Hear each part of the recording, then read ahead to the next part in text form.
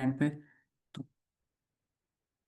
Students के जो questions हैं ना वो रह जाते हैं। तो अगर किसी के क्वेश्चंस हैं, मैम अगर आप रिकॉर्डिंग जो पॉज कर सकती हैं तो काइंडली वो कर दें, क्योंकि जब तक क्वेश्चंस हैं उसके बाद हम जब प्रॉब्लम सॉल्व करेंगे तो फिर हम रिकॉर्डिंग स्टार्ट कर लेंगे।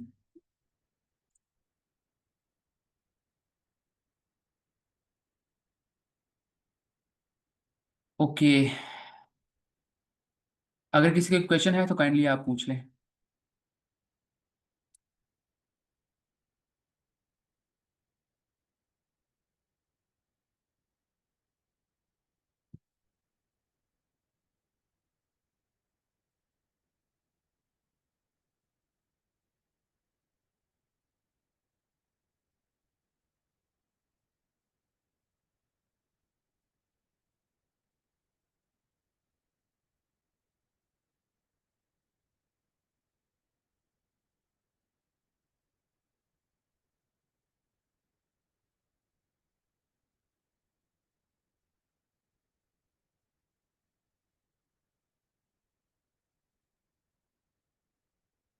ठीक है, अगर आप लोगों को क्वेश्चन नहीं है तो हम प्रॉब्लम स्टार्ट करते हैं।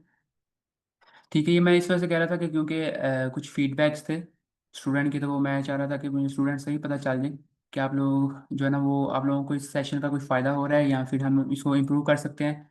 और इम्प्रूव करना है तो वो किस तरह से कर सकते हैं। तो अगर आप कुछ भी इसमें ऐड करना चाहें या आप लोगों को क्वेश्चंस है तो आप काइंडली पूछ लें।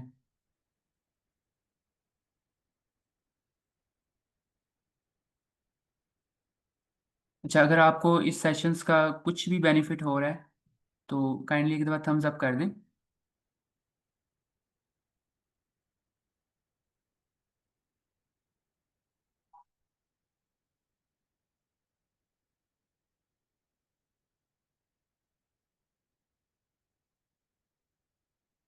Okay,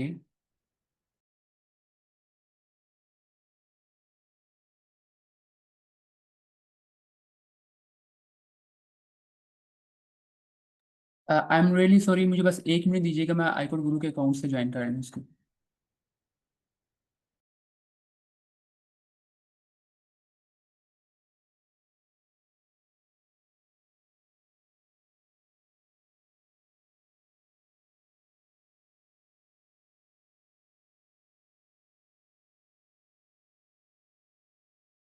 अलैक्म sir.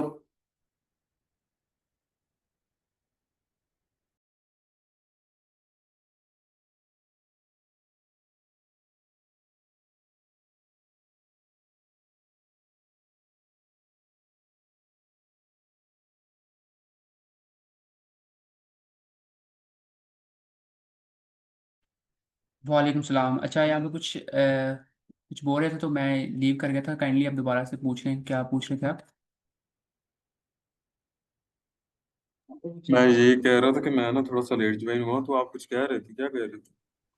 अच्छा, मैं ये कह रहा था सर कि हम जो है ना वो क्वेश्चंस पहले ले लेते हैं इस सेशन में। उसकी रीज़न ये है कि हर दफ़ा ही प्रॉब्लम सॉल्व करते हुए हमारे पास टाइम बहुत कम बचता है और स्टूडेंट के क्वेश्चन जो है वो रह जाते हैं। तो अगर आपका कोई क्वेश्चन है या फिर इस सेशन से रिलेटेड आपने कुछ फीडबैक देना है तो वो आप काइंडली ऐड कर दें कि हम किसको किस तरह इंप्रूव कर सकते हैं या फिर आपको इसका कोई फ़ायदा हो रहा है। तो कुछ भी जो आप कहना चाह रहे हैं, बोलना चाह रहे हैं, तो वो अभी स्टार्ट में हम टाइम दे रहे हैं। नहीं सर, इस तरह तो नहीं होता ना कि जब प्रॉब्लम आएगी हमारे सामने तो उसमें ही हमें कोई क्वेश्चन करना होगा ना। इस तरह तो हमारे जहन में कोई क्वेश्चन नहीं है। जिस तरह देखें कि आप प्रॉब्लम करवा रहे हैं, ठीक है, उसके अंदर हमारे क्वेश्चन होते हैं। वैसे तो कोई क्वेश्चन नहीं होता। तो जी, वो प्रॉब्लम देखेंगे तो फिर ही उसमें से हमारे क्वेश्चन बनेंगे, फिर आपसे पूछेंगे। Alright sir. अच्छा, ये मैं इस वजह से कह रहा था कि कुछ स्टूडेंट के कैरियर से रिलेटेड भी क्वेश्चंस होते हैं कि हम जो है ना वो डीएसए सीख रहे हैं तो वो किस तरह से करें। तो प्रॉब्लम स्पेसिफिक नहीं, अगर आपको कोई भी क्वेश्चन है तो आप पूछ लेते हैं, लेकिन हम प्रॉब्लम स्टार्ट करते हैं। आई थिंक हमें स्टार्ट करना चाहिए। सर मेरा एक ठीक है क्वेश्चन सर, है। आपने बात बिल्कुल ठीक की है, इस तरह के क्वेश्चन लेने चाहिए और ये बड़ा जबरदस्त काम होगा। ठीक है सर। जी, thank you so much sir. Okay, आज जो है ना वो हम प्रॉब्लम करने वाले मीडियम प्रॉब्लम है जो कि स्टैक और क्यू से रिलेटेड ही है, क्योंकि हमने। जी सर, हमजा आप कुछ कहना चाह रहे हैं? सर मेरा क्वेश्चन क्या है, वो ये है कि मैं ना कोशिश करता हूँ खुद से कुछ प्रॉब्लम्स को सॉल्व करने की, और मैं सोल्यूशन लिख भी लेता हूँ। लेकिन बाद में जब मैं आई कोड गुरु पे यहाँ पे देखता हूँ ना, तो उसी प्रॉब्लम को जब यहाँ पे ट्रेनर्स और मेंटोर्स जब उसका सोल्यूशन लिखते हैं तो वो बिल्कुल डिफरेंट होता है। जैसे कल वाली प्रॉब्लम थी तो उसमें मैंने बगैर डिक्शनरी के उसका सोल्यूशन लिखा था। तो ये किस तरह से है, मतलब क्या मेरा लिखा सोल्यूशन भी ठीक है, या जो सोल्यूशन आप लिखवा रहे हैं वो भी करना है? तो इसके मतलब मुझे थोड़ा गाइड करना है। अच्छा, इससे रिलेटेड ये है कि आपकी जो है ना एक प्रॉब्लम के कई सॉल्यूशंस हो सकते हैं, ठीक है। हम एक प्रॉब्लम को स्टैक एंड क्यूज के थ्रू कर रहे हैं तो वो पॉसिबल है कि ट्री या डायनामिक प्रोग्रामिंग या बैक ट्रैकिंग के थ्रू भी हो जाए, ठीक है। तो इसमें कोई भी आप नुकसान वाली बात नहीं है कि अगर आप कोई और सोल्यूशन कर रहे हैं तो ट्रेनर्स अगर कोई और करवा रहे हैं तो वो आपको, ऐसा नहीं है कि आपका सोल्यूशन गलत है। हाँ, इसमें ऐसा होता है कि कुछ कोड जो है वो ऑप्टिमाइज होते हैं जिसमें हमारा टाइम कम लगता है या फिर हमारी स्पेस कम्प्लेक्सिटी है, स्पेस कम लगती है, ठीक है। तो स्टार्ट में हम जो है ना वो इस चीज़ को नहीं देखेंगे कि कौन सा ऑप्टिमाइज सोल्यूशन है, हम सिर्फ प्रॉब्लम की जो है ना सॉल्व करने की कोशिश करते हैं स्टार्ट में, क्योंकि हमें इतनी ज़्यादा टेक्निक्स का पता नहीं होता। हाँ, जब आपकी 300 या 400 प्रॉब्लम सॉल्व हो चुकी होगी ना तो फिर आपके लिए ये चीज़ ज़्यादा मैटर करनी चाहिए कि हम, मेरा जो सोल्यूशन है ये कितना एक्सेप्टेबल है, कितना ऑप्टिमाइज है, ठीक है।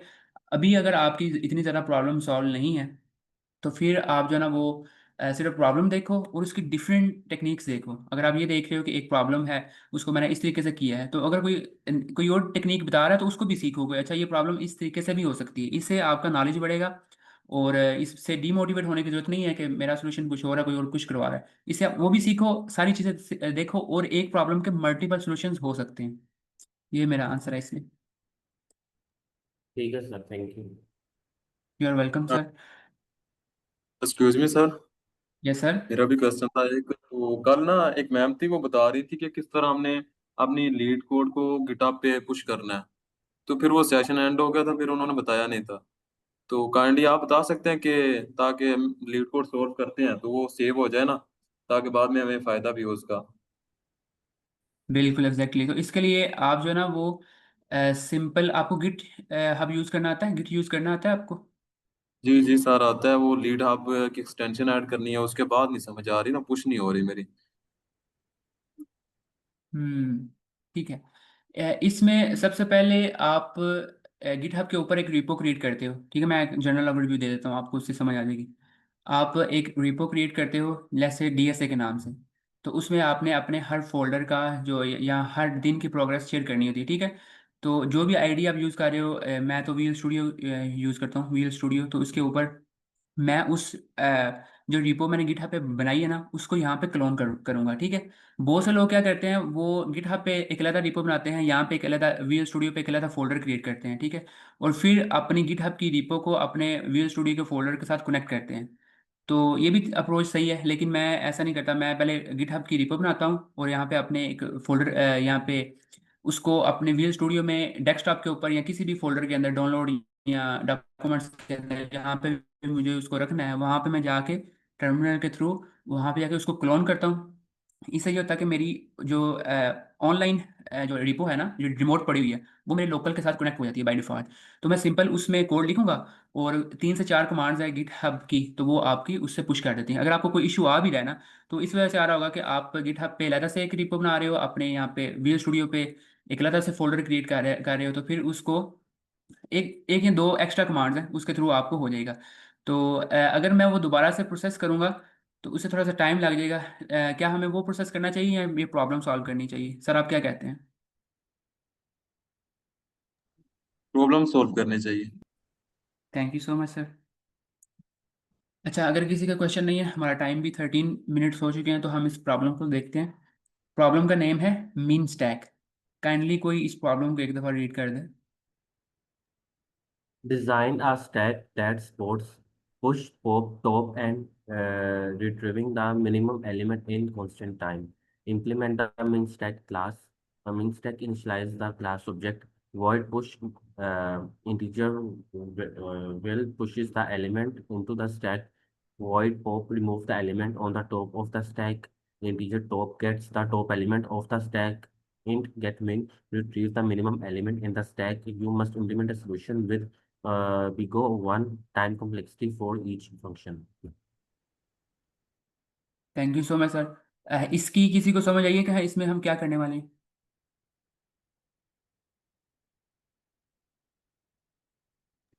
सर एक यहाँ पे स्टैक है हमारे पास, और उसके ऊपर हमने ये कुछ बिल्ट इन फंक्शंस अप्लाई करने हैं, जैसे गेट मिनिमम और इस तरह से। Yes exactly.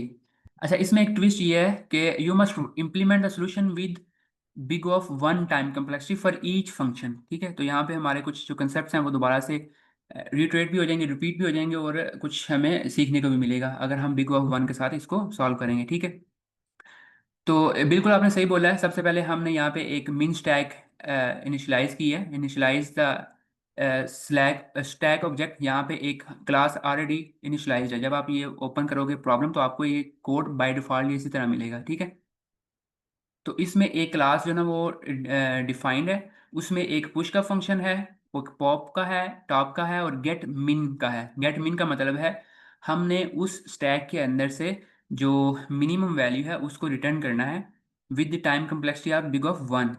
ठीक है, इसमें टाइम ज़्यादा नहीं लगना चाहिए। तो यहाँ पे वो उसकी प्रॉब्लम को एक्सप्लेन किया हुआ है कि अगर हमारे पास ये हमारे पास कुछ फंक्शंस हैं, मिन स्टैक, पुश पुश पुश, अगर हम 3 दफ़ा पुश करें और फिर गेट मिन, पॉप, टॉप एंड गेट मिन। ठीक है, तो यहाँ पे आपको समझ नहीं आ रही, यहाँ पे इसकी एक्सप्लेनेशन अगर हम रीड करें तो उसमें आपको बेहतर तरीके से पता चल जाएगा कि सबसे पहले मिन स्टैक जो है ना उसका एक इंस्टेंस क्रिएट किया है मिन स्टैक के नाम से। और पहले सबसे वो क्लास इंस्टेंस क्रिएट हो गया, उसके बाद हमने उसमें एक एलिमेंट पुश किया है जो कि है -2।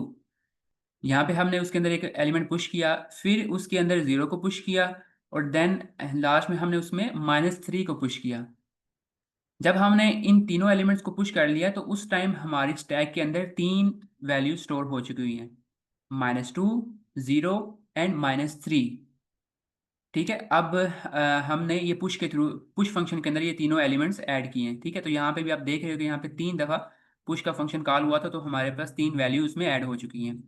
जब हम इन 3 वैल्यू के ऊपर गेट मिन का फंक्शन लगाएंगे ना, गेट मिन, तो उसमें वो ऑलरेडी जो वैल्यू स्टोर हो चुकी हैं स्टैक के अंदर उनमें से मिनिमम वैल्यू को रिटर्न करेगा। अब -2, 0 और -3 ये 3 वैल्यू हैं, तो इनमें जो मिनिमम वैल्यू है सबसे वो -3 है। ठीक है, तो जब हमने गेट मिन का फंक्शन कॉल किया तो उसने हमें -3 रिटर्न करना है। अब यहाँ पे ये फंक्शन सारे हम खुद से लिखेंगे। इसकी प्रैक्टिस हमने स्टैक के दौरान, जब हम स्टैक और क्यू पढ़ रहे थे तो उसमें भी की थी। कोड किस तरह लिखना है, पुश करना है, पॉप किस तरह करना है, तो आज हम उसकी दोबारा से ये रिवीजन भी हो जाएगी। उसके बाद जब हमने उसका गेट मिनिमम फाइंड कर लिया, जब हमारे पास 3 एलिमेंट थे तो उसमें हमने 2 एलिमेंट पॉप किए। मिन स्टैक डॉट पॉप एक दफ़ा किया तो जो टॉप पे एलिमेंट पड़ा हुआ था -3 वो पॉप हो गया। फिर जब हमने टॉप किया, उसका जो टॉप एलिमेंट फाइंड किया, एक दफ़ा पॉप किया और दूसरी दफ़ा हम टॉप कर रहे हैं। ठीक है, एक दफ़ा हमने पॉप किया तो एक जो टॉप वाली एलिमेंट थी वो रिमूव होगी। जब उसके बाद टॉप फाइंड किया तो टॉप फाइंड जो वो 0 के ऊपर पॉइंट कर रहा था। ठीक है, क्योंकि हमारा -3 ऑलरेडी पॉप हो चुका हुआ था, डिलीट हो चुका हुआ था, तो इस टाइम हमारा जो टॉप है वो 0 रिटर्न होगा। और जब हमारे पास -3 निकल चुका है, फिर अगर हम गेट मिनिमम का फंक्शन कॉल करेंगे तो फिर वो वैल्यू -2 रिटर्न करेगा। ठीक है, तो method pop, top and get min operation will always be called on non empty stacks. इसके अंदर एम्प्टी स्टैक नहीं होंगे, जो है उनमें कोई ना कोई वैल्यू होगी। ठीक है, अब इस प्रॉब्लम की अगर किसी को समझ नहीं आई तो आप काइंडली पूछ लें।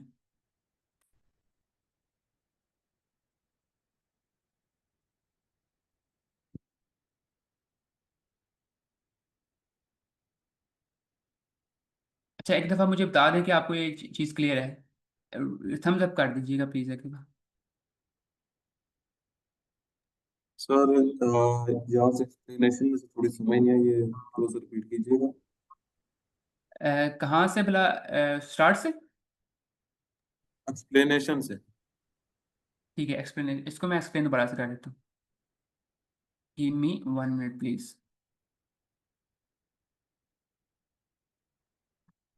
हमने एक ऐसा फंक्शन लिखना है जिसके अंदर हम अपने स्टैक के अंदर वैल्यू पुश कर सकें, उसके अंदर वैल्यू गेट मिनिमम रिटर्न कर सकें, और उसके अंदर से वैल्यू पॉप कर सकें। ठीक है, तो लेट्स से हमने स्टार्ट में एक स्टैक डिक्लेयर किया है। ठीक है, आई थिंक इसको मुझे स्टैक की फॉर्म में ही क्रिएट करना चाहिए। सर इसमें हमने ऐसे करना है कि हमने पहले स्टैक के अंदर वैल्यूज डालनी है, फिर उसमें से मिनिमम रिटर्न करवानी है। No no no no no, इसमें हमने सिर्फ फंक्शंस लिखने हैं, सिर्फ एक नहीं रिटर्न करवाएंगे गेट मिनिमम, हमने ये सारे फंक्शन खुद से लिखने हैं। गेट मिनिमम तो उसमें से एक फंक्शन है, ठीक है। ये एक फंक्शन की डेफिनेशन आपने बिल्कुल सही बता दी कि हम उसमें पुश कर रहे हैं और उसमें से जो मिनिमम वैल्यू है हम उसको रिटर्न करवा रहे हैं, ठीक है।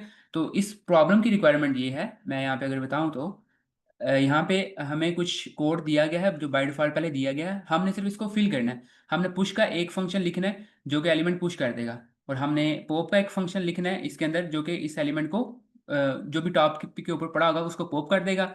और फिर टॉप का फंक्शन वो वैल्यू रिटर्न करेगा जो टॉप पे पड़ी हुई है। ये टॉप का फंक्शन टॉप वाली वैल्यू को डिलीट नहीं करेगा, पॉप का फंक्शन डिलीट कर देगा, टॉप का फंक्शन सिर्फ उसको वैल्यू को रिटर्न करेगा।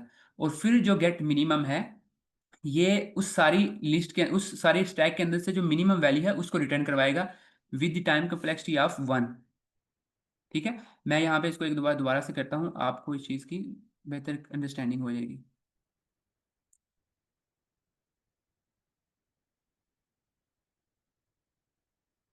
हमने कैसा फंक्शन लिखना है जिस जो हमारी इस फंक्शन के अंदर पुश वाले पार्ट के अंदर हम ऐसा फंक्शन लिखेंगे जो पहले हमारी वैल्यू जो जो भी आई है ना उसको इसके अंदर पुश कर देगा। लेट से हमारे पास पहले -2 आया था, तो उसने -2 यहाँ पे रिटर्न करवा दिया। फिर अगर हम दोबारा से पुश को फंक्शन को कॉल करेंगे, वो हम नहीं करेंगे, ये जो प्रॉब्लम की जो इंटरप्रेटर्स के पीछे काम कर रहा है वो खुद ही इसको टेस्ट करेगा। तो हमें सिर्फ इनपुट दे दी गई है कि हमारे पास -2 है, 0 है, -3 है। तो फर्स्ट में वो -2 इसमें अपेंड हो जाएगा, फिर 0 इसमें अपेंड होगा, और फिर -3 इसमें अपेंड हो जाएगा। हमारा जो कोड है वो इसको अपेंड कर देगा, राइट। तो इस टाइम अगर जब हमारे पास सिर्फ 3 एलिमेंट्स जो है वो उसमें पुश हो चुके हैं, वो इस टाइम अगर हम गेट मिनिमम का फंक्शन कॉल करेंगे ना, तो इसमें गेट मिनिमम कौन सा है, इन तीनों में सबसे कम वैल्यू कौन सी है? -3। यस, तो वो -3। -3, एग्जैक्टली। तो वो -3 को यहाँ पे रिटर्न करवा देगा।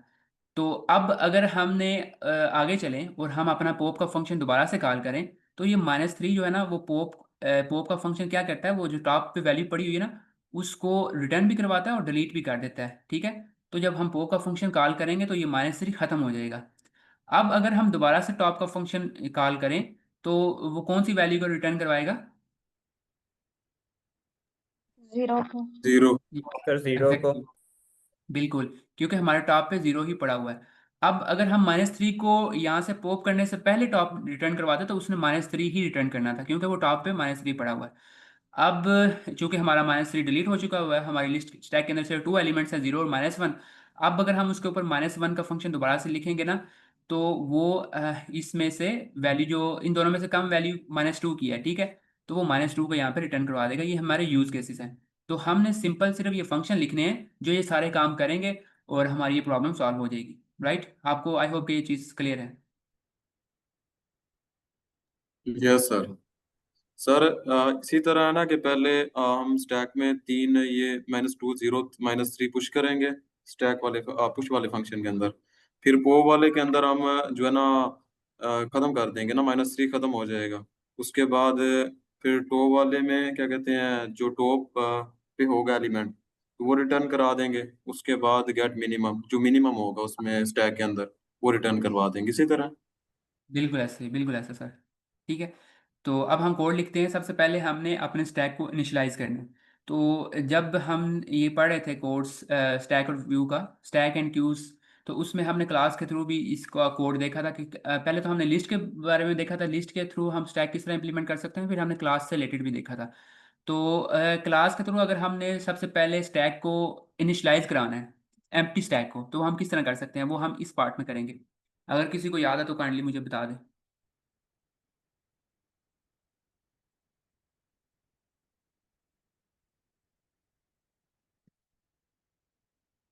Self dot main stack is equal to, हम ब्रैकेट्स लगा देंगे। Exactly ma'am. अच्छा मैम आपने इसका मिन स्टैक क्यों बोला है? हम इसको सिंपल स्टैक रख लेते हैं, ठीक है, नेम ही है ना, चाहे मिन स्टैक है या स्टैक, इससे फर्क नहीं पड़ता। बिल्कुल मैम, आपने इसका कॉन्टेक्स्ट जो सिंटैक्स है वो सही बता दिया, ठीक है। तो अब ये हमारा एक सिंपल स्टैक जो है ना वो इनिशियलाइज हो गया। अब हमने ये पुश वाला कोड लिखना है कि जब भी हमारा जो क्लास ये पुश वाला फंक्शन कॉल करेगी ना, तो उसके थ्रू इस स्टैक के अंदर एक वैल्यू पुश हो जानी चाहिए, अपेंड हो जानी चाहिए। तो वो हम किस तरह लिख सकते हैं?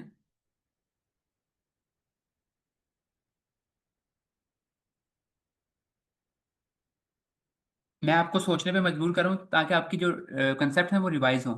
हमने सिर्फ इस टैग के अंदर एक एलिमेंट अपेंड करना है, वो किस तरह कर सकते हैं? सर एक इस तरह लिखते stack self dot add dot या फिर stack stack dot dot push. Append, self dot stack dot append. Append value, ठीक है। अब हमने अपेंड क्या कर दिया, उसकी वैल्यू अपेंड कर दी। बिल्कुल ऐसे ही, दैट सिंपल, ये इतना ही सिंपल है। जब हम लिस्ट के ऊपर काम कर रहे थे तो फिर हम सेल्फ नहीं लगाते। जब हम क्लास के अंदर लिख रहे हैं तो फिर हमने इस स्टैक को जब भी गेट करना है क्लास के अंदर तो हम सेल्फ लाजमी लगाएंगे, ठीक है। तो आप सेल्फ के ऑब्जेक्ट को एक दफ़ा दोबारा से पढ़ सकते हो। ये सेल्फ का फंक्शन बता रहा है कि ये जो स्टैक हम गेट कर रहे हैं ना वो इस क्लास का ही पार्ट है। Simple, that's it. अब हमने इसके अंदर से एलिमेंट पॉप करना है तो वो किस तरह कर सकते हैं? Self dot pop, self dot stack dot pop value. अब इसमें वैल्यू करने की जरूरत नहीं है क्योंकि पॉप बाय डिफॉल्ट उसका जो एंड वाला एलिमेंट है उसी को रिटर्न करेगा, ठीक है। तो अब अगर हमने टॉप करना है तो वो भी मुझे लिखवा दीजिएगा please. Self dot stack dot pop. -1 sir self dot stack -1। -1। Yes exactly. अब इसको जो टॉप है ना, बाकी सारे तो इसके फंक्शन सिर्फ उस पर ऑपरेशन परफॉर्म कर रहे हैं, लेकिन हमने टॉप को यहाँ पे रिटर्न भी करना है तो हम इसको रिटर्न भी लिख देंगे। तो ये उसकी वैल्यू को रिटर्न भी कर देगा, ठीक है। तो अब जो इंटरेस्टिंग पार्ट है वो जो हमने पहले नहीं पढ़ा वो गेट मिन है। तो हम गेट मिन इसका किस तरह से फाइंड कर सकते हैं कि वो सारे स्टैक के अंदर जितनी भी वैल्यूज हैं उनका हमें जो सबसे छोटा एलिमेंट है वो रिटर्न कर दें।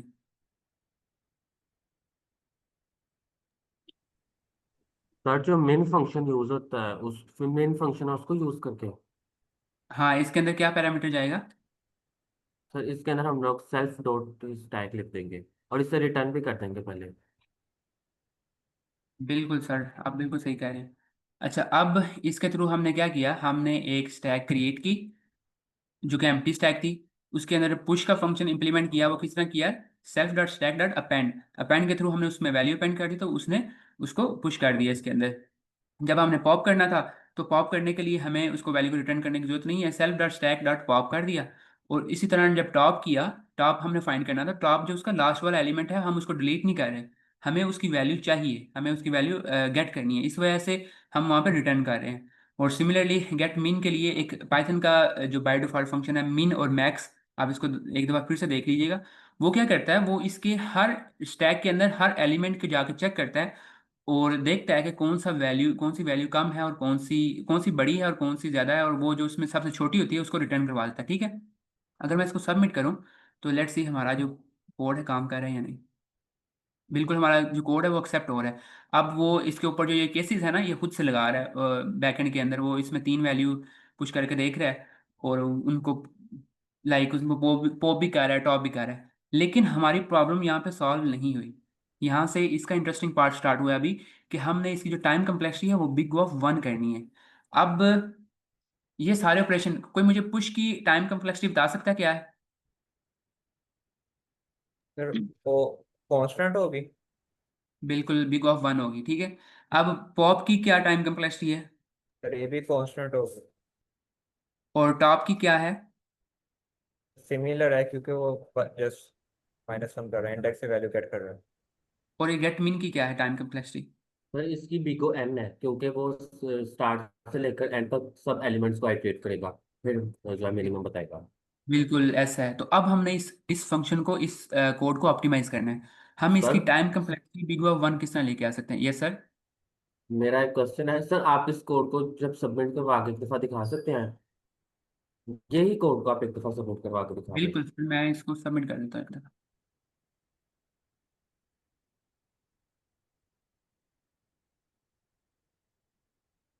सबमिट भी हो रहा है वैसे। सर मेरा क्वेश्चन यही है, जो बीट्स लिखाता है ना मुझे कभी आज तक इस चीज़ की समझ नहीं आई, ये आप एक्सप्लेन कर सकते हैं? क्या चीज़ क्या दिखाता है वो? जो सर सबमिट करने के बाद जो ग्राफ बनाता है, अभी सर लिखाएगा ना यहाँ पे, एक मिनट तो। सर मुझे भी इसकी समझ नहीं आती ये जो खराब वाला। ये सर बीट्स लिखाता है, एमएस लिखाता है, ये मुझे कभी इन चीज़ों की समझ नहीं आई, लेकिन इससे फर्क तो पड़ता है टाइम कॉम्प्लेक्सिटी का, इससे क्या रिलेशन है इन चीज़ों को आप एक्सप्लेन कर सकते हैं? ये जो 7.04% लिखा है, 310 लिखा है ऊपर सर, बिल्कुल ग्राफ के ऊपर। यहाँ अच्छा अच्छा अच्छा, बीट का जो है ना वो मुझे आइडिया नहीं है, ये लेकिन एम एस जो है ना, एम एस का मतलब यही है कि हमारा जो टाइम कितना लग रहा है, कितने मिली सेकंड के अंदर वो रन टाइम हो रहा है, ठीक है। ठीक है बीट्स का सर। इसका कुछ मैंने मैंने नहीं देखा, इसको हम भी देख लेते हैं। सर अगर मैं एक कोड को रन कर सबमिट करता हूँ ना, तो जो बीट्स लिखी आती हैं, दोबारा उसी कोड को सबमिट करता हूँ तो वो चेंज हो जाती हैं। तो कभी अच्छा 100 इसका लिखी आ जाता है, कभी कुछ लिखा आ जाता है, तो कंफ्यूजिंग कर कंफ्यूज हो जाता हूँ मैं इससे। इसको मैंने भी इतना ज़्यादा नोट नहीं किया। हाँ ये चेंज हो रही है, हर दफ़ा चेंज हो रही है। ये चेंज हो जाती है हर दफा, तो ये पता नहीं क्या चीज़ है ये। आई आई एम नॉट श्योर, इसको हम देख लेते हैं, ठीक है। अगर किसी और ठीक को है। आइडिया है तो वो बता दे, क्योंकि इसको हमारी प्रॉब्लम से रिलेटेड इतना नहीं है, हमें सिर्फ टाइम कम्प्लेक्सिटी और स्पेस मिल जाती है तो वही एनफ है। तो अच्छा, प्रॉब्लम ये है कि हमने इसको ऑप्टिमाइज करना है, हमने इसका जो टाइम कम्प्लेक्सिटी है वो बिग ऑफ वन तक लेके आनी है, ये जो एन है। तो किसी को आइडिया है कि वो हम किस तरह कर सकते हैं? No sir. ओके। अच्छा, इसके लिए हम जो चीज़ कर सकते हैं वो ये है कि हम एक अलहदा से स्टैक क्रिएट करें, जो कि होगी मिन स्टैक। एक तो ये स्टैक है ना, उसके साथ एक और एक्स्ट्रा न्यू स्टैक क्रिएट करें, उससे हमारी स्पेस कम्प्लेक्सिटी तो ऑब्वियसली ज़्यादा होगी, लेकिन जो हमारा जो big of one time complexity है ना, उसकी प्रॉब्लम सॉल्व हो जाएगी, राइट। तो जब हमने एक अलहदा से एक स्टैक क्रिएट किया है मिन स्टैक के नाम से, तो उसके अंदर हम सिर्फ जो उसकी मिनिमम वैल्यू है वही स्टोर करेंगे, ठीक है। जब हम उसमें वैल्यू पुश कर रहे हैं, तो हम पुश करते हुए पहले देख लेंगे कि क्या स्टैक जो है वो एम्प्टी है, स्टैक एम्प्टी है, और उसकी जो ऑलरेडी उसमें वैल्यू पड़ी हुई है, क्या वो हम जो वैल्यू उसमें ऐड कर रहे हैं वो सब बड़ी है या छोटी है। ये सारी चीज़ें चेक करके फिर उसमें पुश करेगा, ठीक है। उसमें हर एलिमेंट पुश नहीं हो जाएगा, हर एलिमेंट उसमें पॉप नहीं हो जाएगा, ठीक है। तो इसके थ्रू जब हमारी जो वैल्यू है, जो हमने न्यू एलिमेंट क्रिएट किया है, सॉरी न्यू स्टैक क्रिएट किया है मिन स्टैक के नाम से, तो उसके जो टॉप पे वैल्यू आएगी ना वो बाय डिफ़ॉल्ट सबसे छोटी ही होगी। तो हम यहाँ पर जब गेट मिन की वैल्यू करेंगे ना, तो हम सिंपल उसमें मिन स्टैक का जो टॉप वाला एलिमेंट है ना उसको रिटर्न करवा देंगे, ठीक है। अभी आपको इसकी समझ नहीं, मैं इसको लिखता हूँ कोड में तो आपको समझ आ जाएगी। एक तो हमने स्टैक क्रिएट कर लिया, अब हमने यहाँ पे एक और स्टैक क्रिएट करना है सेल्फ डॉट मिन स्टैक के नाम से। तो जब हम इसमें वैल्यू पुश करेंगे ना, तो स्टैक में तो पुश हो रही है, अपेंड हो रही है, लेकिन साथ में हम इस मिन स्टैक के अंदर भी वैल्यू अपेंड करेंगे, ठीक है। तो उसके लिए हम पहले देखेंगे क्या जो स्टैक है वो एम्प्टी है, एम्प्टी नहीं होनी चाहिए।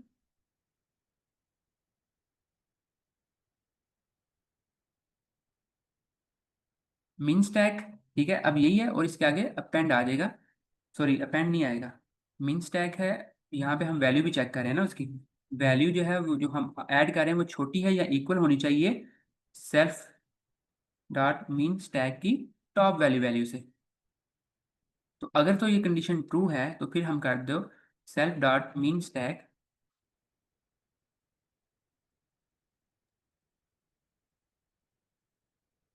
ठीक है।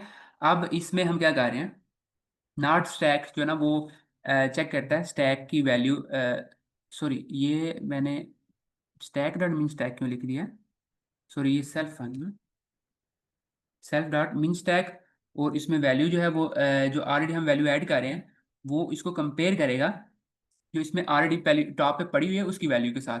तो अगर तो वो वैल्यू जो हम ऐड कर रहे हैं वो छोटी है जो उसके टॉप पे पड़ी हुई है, तो फिर उसमें वैल्यू अपेंड करेगा, ठीक है। लेट से हमने पहले वैल्यू ऐड की थी, वो क्या थी, वो टू थी, वो -2 थी, ठीक है।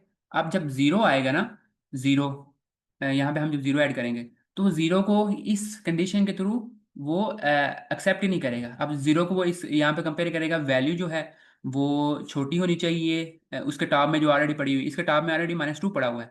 तो जब ज़ीरो आएगा तो ज़ीरो -2 से बड़ा है, तो ज़ीरो इसमें अपेंड नहीं होगा। लेकिन जब -3 आएगा तो -3 -2 से भी छोटा है, तो इसको अंदर जब वो -3 से छोटा तो ये कंडीशन ट्रू हो जाएगी, तो यहाँ पे -3 इसके टॉप में रिटर्न कर इसके टॉप में ऐड कर देगा, ठीक है। तो ये पेंड वाला फंक्शन था। अब जब हम पॉप करेंगे तो पॉप करने करते हुए दौरान हम उस एलिमेंट को पॉप भी करेंगे अगर जो वैल्यू है जो हम ऐड करना चाह रहे हैं वो इक्वल है मीन स्टैक के टॉप वाले एलिमेंट से। तो इसके लिए वैल्यू कहाँ से आएगी, वैल्यू ये वाली है, हमने जो एलिमेंट जो वैल्यू ऑलरेडी स्टैक से पॉप करवाई थी, हमने उसको कहीं इस एक वेरिएबल में स्टोर कर लिया और उसकी वैल्यू को कंपेयर किया जो ऑलरेडी हम मेरे स्टैक के अंदर वैल्यू पड़ी हुई टॉप के ऊपर उसके साथ। अगर वो दोनों वैल्यू इक्वल हैं तो फिर हम क्या करेंगे, सेल्फ डॉट मीन स्टैक के अंदर से भी वो एलिमेंट पॉप कर देंगे।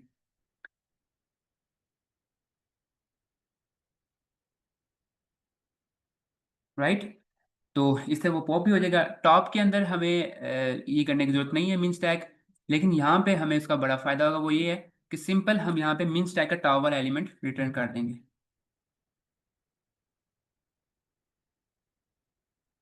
ठीक है। अच्छा, जी इसको हम सर। दोबारा से हम इसको दोबारा से देख लेते हैं कि हमने दो स्टैक्स क्रिएट किए हैं, स्टैक और मिन स्टैक दोनों एम्प्टी थे।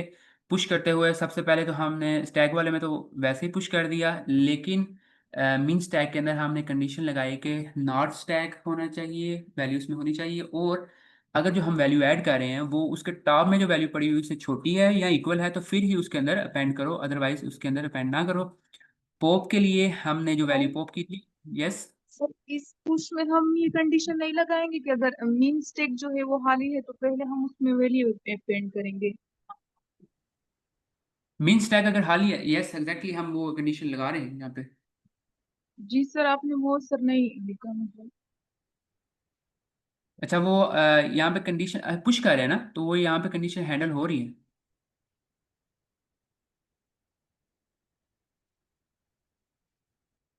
ठीक है, तो टॉप करने के दौरान हमें उसको जो है ना वो माइनस मीन वैल्यू की जरूरत नहीं है, हम सिर्फ जो स्टैक है उसी की वैल्यू को गेट कर रहे हैं, और जो गेट मिनिमम है उसके लिए हमने मीन स्टैक की लास्ट वाली वैल्यू को रिटर्न करवा दिया। यहाँ पे हम इसको, ये एक्सेप्ट हो रहा है और हम इसको एक्सेप्ट कर रहे हैं।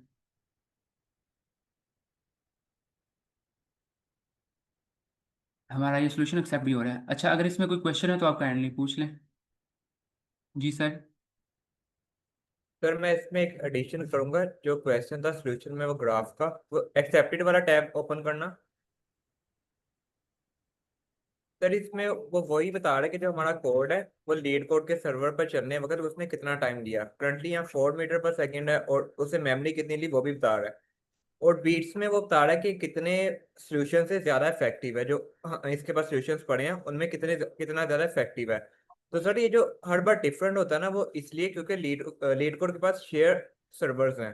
तो वो कभी किसी सर्वर पे चलाता है कभी किसी पर, तो उसके हिसाब से वैल्यूज चेंज हो जाती हैं। तो हम जो बी को एन की कम्प्लेक्सिटी मैच करते हैं या फिर फाइंड करते हैं, वो इसीलिए कि वो सर्वर इंडिपेंडेंट हो, कि हमें पता चले कि हमारा एक्चुअल इनपुट के हिसाब से कितना स्पेस और टाइम ले रहा है, वो किसी मशीन पर डिपेंड ना करे। तो ये लीड कोड के सर्वर की वैल्यूज आ रही हैं। बिल्कुल सर। अच्छा, इसमें सर ने जो वैल्यू ऐड की है ये काफ़ी अच्छी इन्फॉर्मेशन है। और इसके अलावा बीट का जो मुझे लग रहा है वो ये भी है कि हर दफ़ा चेंज इस वजह से हो रही है कि लीड कोड के ऊपर बहुत से लोग प्रॉब्लम जो है ना वो सॉल्व कर रहे हैं। अच्छा, मुझे इसका आइडिया नहीं है, मैं अंदाज़ा खुद से लगा रहा हूँ, आप इसको मजीद वेरीफाई कर लीजिएगा कि बहुत से लोग एक टाइम में बहुत से प्रॉब्लम्स जो है ना वो सबमिट कर रहे हैं, तो ये परसेंटेज इस वजह से चेंज हो रही है कि हर टाइम हर वक्त कोई ना कोई इस प्रॉब्लम को सबमिट कर रहा होगा। तो आई डोंट थिंक ये कोई मेक सेंस कर रहा है, बट इसको आप मजीद वेरीफाई कर लीजिएगा, मुझे इसका नहीं पता कंफर्म।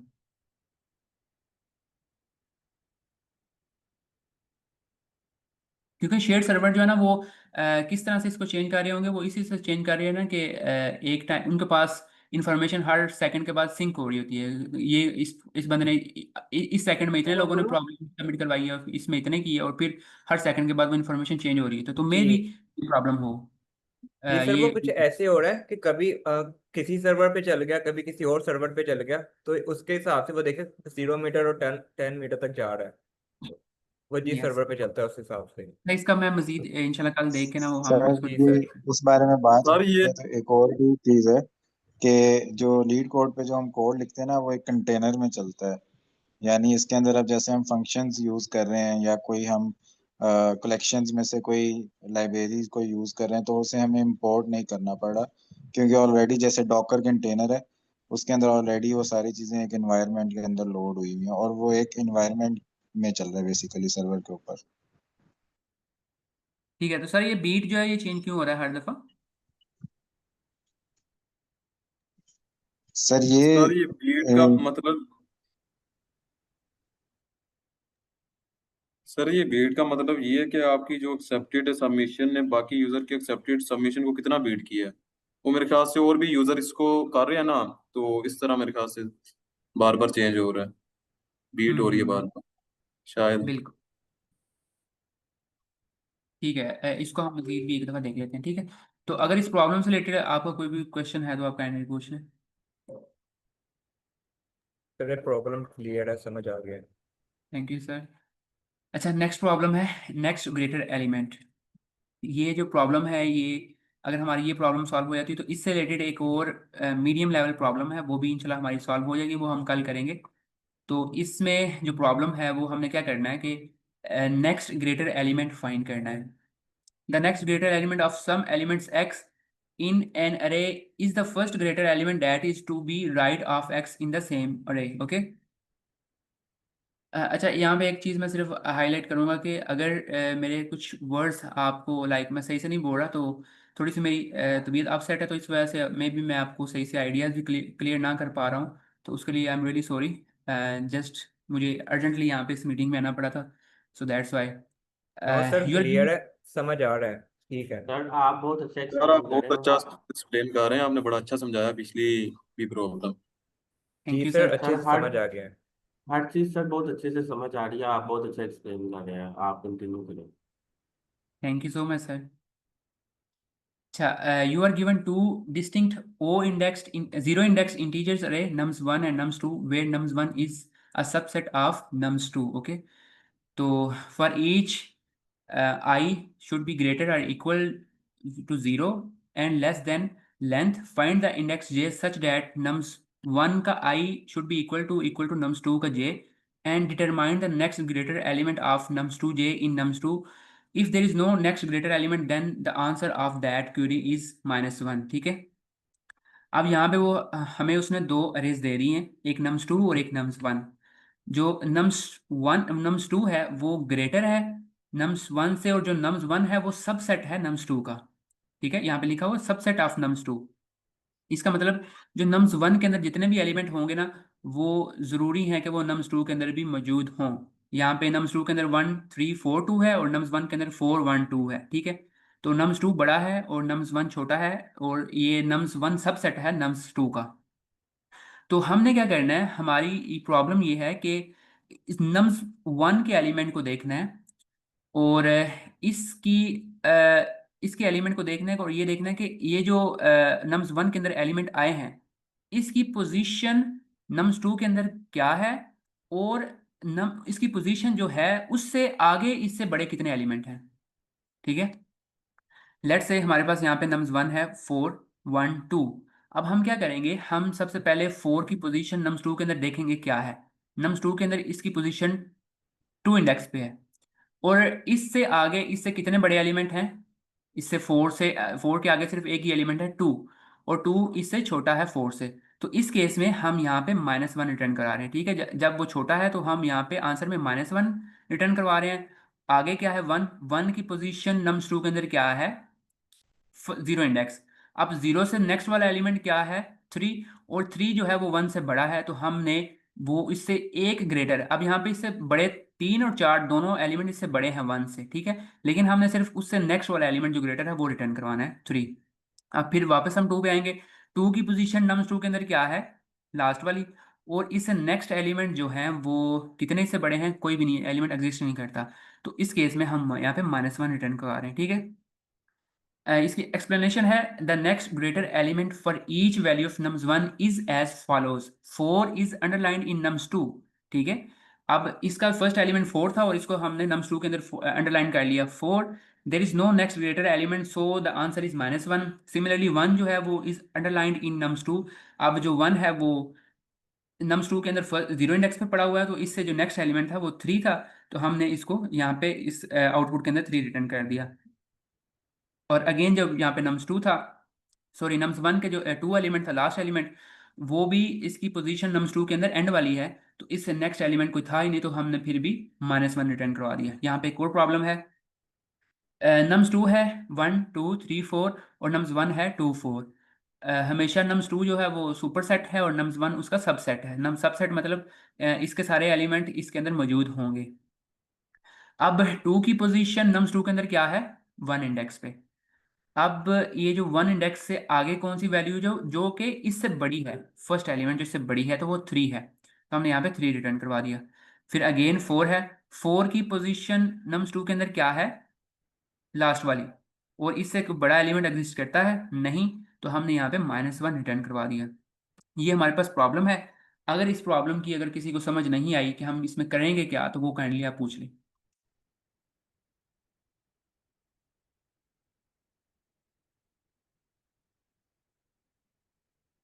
सर स्टेटमेंट की समझ आ गई है। That's great. अच्छा, इसका सॉल्यूशन अगर किसी को समझ आया है, ज़रूरी नहीं कि आप कोड बताएं, सिर्फ आप ब्रूट फोर्स सॉल्यूशन किसी तरीके की जो जो आपके माइंड में समझ आ रही है, तो आप उसको बता दें। सर हमें एक पॉइंटर नम्स 1 में रख देंगे जो इसका फर्स्ट एलिमेंट पहले इंडिकेट करेगा, और फिर जो सेकंड पॉइंटर होगा वो नम्स 2 में होगा। वहां पर वो फॉर एग्जांपल नम्स 1 में 4 को फाइंड करेगा ट्रेवर्स करके, और जब वो फाइंड हो जाएगा तो मैचिंग के बाद फिर उसके बाद वाले एलिमेंट्स को देखेगा। अगर उसे ग्रेटर मिल जाता है तो रिटर्न कर देगा, नहीं तो फिर -1। और फिर जो है नम्स 1 वाला पॉइंटर जो है वो आइट्रेट होके इंक्रीज होके नेक्स्ट एलिमेंट पे आ जाएगा, और नम्स 2 का पॉइंटर फिर से स्टार्टिंग से स्टार्ट होके फाइंड करेगा जो एलिमेंट नम्स 1 का नम्स 2 में जब वो मिलेगा, ऐसे करके। मैम आप सर बिल्कुल, ये यस यस सर। मेरे माइंड में तो ये चीज़ आ रही है कि डॉट इंडेक्स वाला जो बिल्डिंग फंक्शन है उससे अगर यूज़ कर लें और देख लें कि हर एलिमेंट किस इंडेक्स पे पाया जाता है, फिर वहां से लेकर एंड तक लूप लगा के तो चेक कर लें कि कौन सा यहाँ पे मतलब कितने हमारे पास जो है ना वो एलिमेंट्स आ रहे हैं। अच्छा, आप इसमें एक फीचर बता रहे हो कि हम इंडेक्स को भी यूज़ कर लें, और इससे पहले जो मैम नजमा थी आई थिंक, उन्होंने जो ब्रूट फोर्स सॉल्यूशन है ना, जो हमारे माइंड में सबसे पहले आना चाहिए, वो उन्होंने बिल्कुल एग्जैक्टली सही बताया है। ठीक है, हम पहले इसको ऑप्टिमाइज भी करेंगे स्टैक एंड क्यूज के थ्रू, उसमें हमारी टाइम की कॉम्प्लेक्सिटी जो है वो कम आएगी, लेकिन ब्रूट फोर्स के थ्रू जो है ना, वो हम इसको पहले कर लेते हैं कि जो अभी हमने डिस्कस किया है कि इसकी जो जो भी इंडेक्स है, उसकी पहले यहाँ पे पोजीशन फाइंड करो। पोजीशन फाइंड करने के बाद जो हमारी दूसरी जो लूप चलेगी, वो उस पोजीशन से स्टार्ट होकर एंड तक जाएगी और देखेगी कि कौन सा एलिमेंट बड़ा है जो कि इस एलिमेंट से। तो अगर कोई बड़ा है तो हम उसको एक न्यू लिस्ट के अंदर अपेंड कर देंगे, अदरवाइज अगर छोटा, अगर वो कोई बड़ा एग्जिस्ट नहीं करता, तो हम वहाँ पे -1 रख देते हैं। ठीक है, तो इसको सिंपली हम ब्रूट फोर्स सॉल्यूशन के थ्रू करेंगे। क्यों? क्योंकि अभी अभी हमारे पास टाइम जो है ना वो 15 मिनट है। अगर हम स्टैक की तरफ जाएंगे तो वो हमें टाइम थोड़ा सा ज़्यादा चाहिए होगा, क्योंकि वो थोड़ा सा डिफिकल्ट हो जाएगा। तो सबसे पहले हम क्या करते हैं, हम फॉर लूप लगाते हैं और नम ले लेते हैं इन नम्स। अब ये एक चीज़ है जो कि मैं अभी यहाँ पे आपके साथ यूज़ कर रहा हूँ। पहले जो भी हमने किया था वो हम आई और रेंज का फंक्शन यूज़ कर रहे थे, लेकिन यहाँ पे हम सिर्फ उसके अगर नम्स लिखें और वेरिएबल का लाइक इसका नेम लिखें लिस्ट का, तो हमें उसकी इंडेक्स नहीं, उसकी वैल्यू जो एलिमेंट है वो रिटर्न कर देता है। ठीक है, यहाँ पे हमें अगर मैं इसको प्रिंट करूँ नम्स क्या है, तो मैं आपको बताऊँ।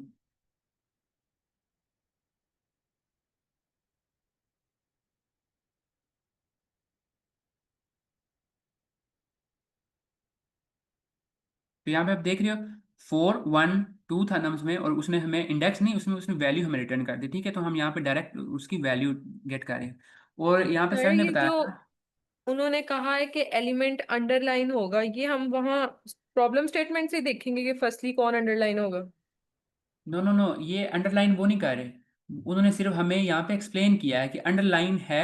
अंडरलाइन उन्होंने किया है ताकि हमें समझ आ जाए। जो मैंने आपको प्रॉब्लम समझा दी है ना, वो ऐसे ही है कि इसका हर इंडेक्स जो है ना, उसकी पोजीशन फाइंड की जाएगी उसके सुपरसेट में, जो नम्स मतलब टू सर का हम सुपर। सारी लिस्ट को चेक करेंगे, अगर आगे वाला एलिमेंट उससे बड़ा है तो हम उस एलिमेंट को रिटर्न करवा देंगे, अदरवाइज हम -1 रिटर्न कराते जाएंगे।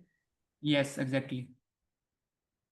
ठीक है, तो यहाँ पे एक इंडेक्स का फीचर है जो कि सर ने अभी बताया है, उसके थ्रू हम नम्स टू के अंदर जो है ना, नम्स टू का सिर्फ डायरेक्ट इंडेक्स फाइंड कर सकते हैं सिर्फ उसकी वैल्यू से। अब हमने ये देख लिया, पहले हमने नम्स 1 के ऊपर फॉर लूप लगाई, और इसमें पॉइंटर चल जाएगा 0 से लेकर 2 तक, क्योंकि इसमें 3 वैल्यूज हैं, तो इंडेक्स 0 से स्टार्ट होता है, 0 1 2 तक चलेगा पॉइंटर। ठीक है, तो जब ये चलेगा तो इसमें सबसे पहले 0 इंडेक्स है, तो 0 इंडेक्स में वैल्यू 4 पड़ी हुई है, 4 को हम यहाँ पे इंडेक्स के अंदर पास कर रहे हैं। तो ये वाला फीचर हमें इस 4 का नम्स 2 के अंदर जो इंडेक्स है वो रिटर्न कर देगा। अगर मैं इसको नीचे से दोबारा से प्रिंट करूँ,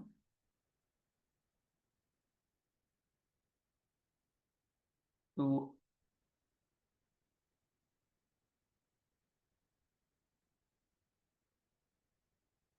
यहाँ पे आप देख रहे हो नम्स 1 का फर्स्ट था 0, और इसके जो वैल्यू पड़ी हुई है टू के अंदर, वो 2 इंडेक्स पे पड़ी हुई है, नम्स 2 के अंदर 2 इंडेक्स पे पड़ी हुई है, तो उसने हमें फर्स्ट में 2 रिटर्न करवा दिया ये इंडेक्स का, ठीक है। तो इसमें हम उसका इंडेक्स फाइंड कर रहे हैं।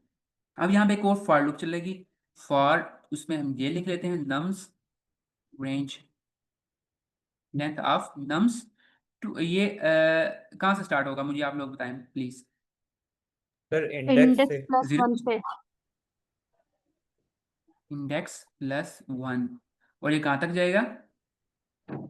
तक लेंथ तक लेंथ तक से लेंथ नम्स 1 की या नम्स 2 की? -1, लेंथ नम्स 2 -1 नो -1 माइनस, तक। नो -1 करने की जरूरत नहीं है क्योंकि हम उसके एंड तक जा रहे हैं। जी। तो यहाँ से हमने इंडेक्स प्लस 1 कर दिया, और नम्स 2। अच्छा, आप लोगों को ये समझ आ गई कि यहाँ पे हम नम्स 2 क्यों लगा रहे हैं, इसकी लेंथ नम्स 2 क्यों तक क्यों जा रही है, यहाँ पे नम्स 1 क्यों नहीं किया, तो इसको एक्सप्लेन कर सकते हैं? ये सर नम्स 2 पर आइटरेट कर रहे हैं अब हम। यस एग्जैक्टली, फर्स्ट हम फॉर लूप में नम्स आई के ऊपर इटरेट कर रहे हैं, और दूसरी फॉर लूप में हम नम्स 2 के ऊपर इटरेट कर रहे हैं, क्योंकि हमने इसके अंदर उससे नेक्स्ट ग्रेटर एलिमेंट फाइंड करना है, क्योंकि हमने नेक्स्ट ग्रेटर एलिमेंट नम्स 2 के अंदर फाइंड करना है, हमने नम्स 1 के अंदर नहीं देखना। ठीक है, जब हमारे पास ये आ जाएगा तो हम इसके अंदर अब कंपैरिजन करेंगे कि इफ नम्स 2, इसका जो जे वैल्यू है ये ग्रेटर है नम से, तो फिर क्या करो, एक यहाँ पे एक वेरिएबल क्रिएट कर लेते हैं नेक्स्ट ग्रेटर एलिमेंट, और उसकी वैल्यू क्या हो जाएगी नम्स 2 जे, और यहाँ पे हम इसको डिक्लेयर कर लेते हैं, ये हम इसको कहाँ पे डिक्लेयर करेंगे, एन जी ई, स्टार्ट में इसको -1 रख लेते हैं। अगर तो इसकी वैल्यू अपडेट नहीं होती, अगर ये हमारी नम्स 2 के अंदर कोई भी वैल्यू बड़ी नहीं है नम्स की वैल्यू से, तो बड़ी नहीं है तो हम इसको नेक्स्ट ग्रेटर वैल्यू को अपडेट ही नहीं करेंगे, ये सिर्फ उसी टाइम अपडेट होगा जब हमें इस लिस्ट के अंदर नम्स 2 के अंदर नम से कोई भी बड़ा एलिमेंट मिल जाता है। ठीक है, जब हमें मिल गया तो हमने इसे आगे मूव ही नहीं करना, हम इसको ब्रेक कर देंगे, क्योंकि अगर हम इसको ब्रेक नहीं करेंगे तो फिर ये यहाँ पे 4 को पिक कर लेगा। हमें सिर्फ 3 पे 1 के लिए, अगर हम 1 का ग्रेटर एलिमेंट फाइंड कर रहे हैं तो हमें सिर्फ 3 चाहिए, हम आगे 4 को चेक ही नहीं करेंगे। ठीक है, तो यहाँ पे हमने इस वजह से ब्रेक कर लिया, और यहाँ पे आप एंड पे क्या करोगे, स्टार्ट में एक लिस्ट क्रिएट कर लेते हैं आंसर या रिजल्ट के नाम से। ठीक है, तो जो भी हमारे पास एन जी ई आया है नेक्स्ट ग्रेटर एलिमेंट, जब फॉर लूप एंड हो जाती है, ये हम कौन सी फॉर लूप के एंड के पे लगाएंगे, ये फर्स्ट या सेकंड वाली की? सेकंड वाली। बिल्कुल, हम फर्स्ट ये सेकंड वाली फॉर लूप इससे बाइट में लगाएंगे। ठीक है, इस फर्स्ट वाली के अंदर लगाएंगे और सेकंड वाली के बाइट लगाएंगे। ठीक है, तो रिजल्ट डॉट अपेंड कर दो जी। Next element. ठीक है, तो इसके बाद सिंपल क्या करो, अब फॉर लूप जब एंड हो चुकी दोनों फॉर लूप, तो हम उसको रिटर्न करवा देते हैं रिजल्ट। ठीक है, तो इसको हम दोबारा से एक दफ़ा देख लेते हैं कि हमने क्या किया है। हमने एक लिस्ट क्रिएट की है रिजल्ट के नाम से, जिसके अंदर हम अपना रिजल्ट स्टोर कराएंगे आउटपुट। ठीक है, और हमने जो नम्स 1 था उसके ऊपर एक फॉर लूप लगाई है, क्योंकि हमने उसकी पोजीशन फाइंड करनी थी नम्स 2 के, और उसका ग्रेटर एलिमेंट फाइंड करना था। तो इंडेक्स का हमने एक फीचर यूज़ किया है जो कि हमें लिस्ट के ऊपर इंडेक्स लगाने की परमिशन देता है, कि हमने किसी भी लिस्ट के अंदर कोई एलिमेंट फाइंड करना है, उसका इंडेक्स फाइंड करना है, तो हम सिंपल उसकी वैल्यू पास करें तो वो हमें उसका फर्स्ट इंडेक्स दे देगा। ठीक है, अब हमने उसका इंडेक्स फाइंड कर लिया, और फिर हमने एक वेरिएबल क्रिएट किया next greater element N G E, जो कि -1 था, और चूंकि हमने उससे आगे वाले एलिमेंट का फाइंड करना था कि वो कौन सा एलिमेंट है जिसको जो कि इस लिस्ट के अंदर हमारे नम से बड़ा है, इस नम से बड़ा है। ठीक है, तो उसके लिए हमने जो लिस्ट स्टार्ट करनी है वो हम इसके राइट में ही करेंगे ना, लेट्स से हम थ्री का ग्रेटर एलिमेंट फाइंड करें तो हम इससे राइट में करेंगे, इससे लेफ्ट में नहीं करेंगे। तो इस वजह से हमने यहाँ पे इसके राइट में इंडेक्स +1 करके लिस्ट फॉर लूप चलाई है, जो इसके राइट में चलेगी। जब इसके राइट में चलेगी और इसके एंड तक जाएगी, तो वो इससे सारे एलिमेंट को कंपेयर करेगी कि कौन सा एलिमेंट है जो हमारी नम्स की वैल्यू से बड़ा है। तो यहाँ पे हमने ये कंडीशन किस तरह कंपेयर कर रहे हैं कि अगर किसी भी लेवल पे जो nums2 के अंदर जो हमने पॉइंटर लगाया है उसकी वैल्यू nums से बड़ी है, तो उस टाइम नेक्स्ट ग्रेटर एलिमेंट की वैल्यू अपडेट करके इस फॉर लूप को ब्रेक कर दो, और फिर नम्स की एक और नई नम्स की वैल्यू के लिए इस दोबारा फॉर लूप को चलाओ। ठीक है, तो एक टाइम हमने उसको यहाँ पे ब्रेक कर दिया, और जैसे ही ये फॉर लूप एंड हो गई तो उस टाइम हम इस रिजल्ट के अंदर डॉट अपेंड करके वो नेक्स्ट ग्रेटर एलिमेंट लगा रहे हैं। हम इस फॉर लूप के साथ क्यों नहीं लगाएंगे, क्योंकि इस टाइम हमें रिजल्ट रिटर्न करना है। ओके, हम ये सेकंड वाली फॉर लूप है, इसके बाद जब ये कंप्लीट हो जाएगी तो हम इसको रिटर्न करेंगे।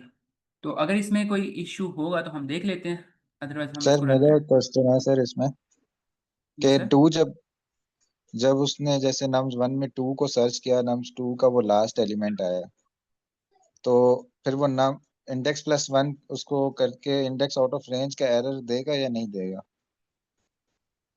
अच्छा, लेट से हमारे पास यहाँ पे नम्स 2 था, हमने 2 इसको यहाँ पे रिटर्न करना है। ठीक है, तो इसमें हमने फर्स्ट में उसका इंडेक्स फाइंड कर लिया जो हमें मिल गया। कौन सा इंडेक्स था? लेट से 3 था। ठीक है, हमने यहाँ पे एनजी कर लिया, और यहाँ पर हमने इंडेक्स प्लस 1 किया। तो इसका मैं आंसर स्टूडेंट से पूछूंगा कि ये हमें यहाँ पे आउट ऑफ रेंज इंडेक्स क्यों नहीं दे रहा? किसी को आइडिया है? सर क्वेश्चन रिपीट करना।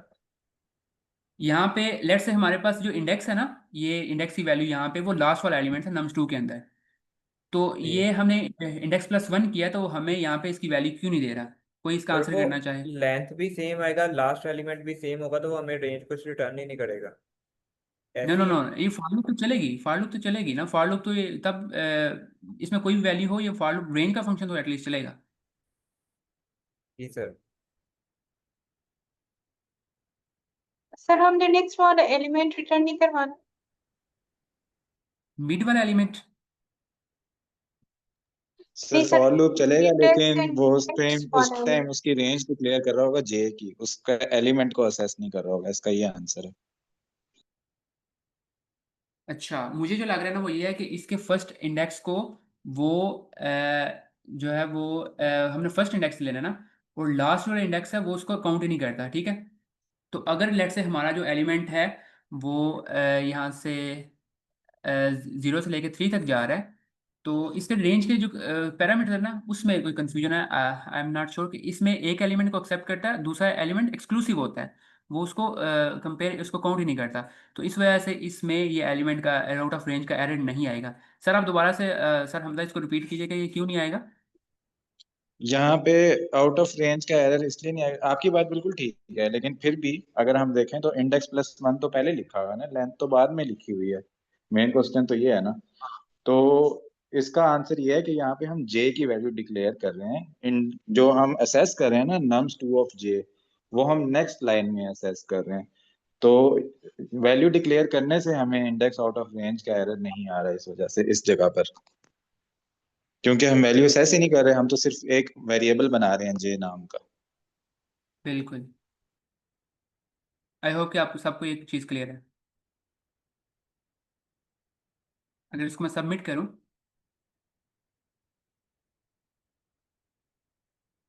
लेकिन इस कोड में इशू ये है कि इसमें जो हमारा जो टाइम कम्प्लेक्सिटी है वो एन स्केयर है, तो ये हमेशा ब्रूट फोर्स जो है ना वो एक्सेप्टेड नहीं है, लाइक रिकमेंडेड नहीं है। हम पहले तो करते हैं, लेकिन इसको हम ऑप्टिमाइज करेंगे कल की क्लास में कि हम इसको स्टैक के थ्रू किस तरह से कर सकते हैं।